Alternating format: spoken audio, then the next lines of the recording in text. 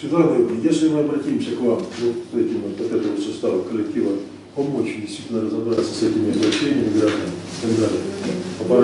Проблем, конечно, поможем. Поможем.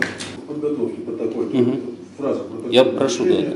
И подборку этих обращений и так далее, чтобы представить. Поручим нашим коллегам из департамента по отходам, чтобы они пристальное внимание обратили на подготовку ответов, для того, чтобы не было рассинхронизированной позиции. Коллеги, кого я еще... Проблемы.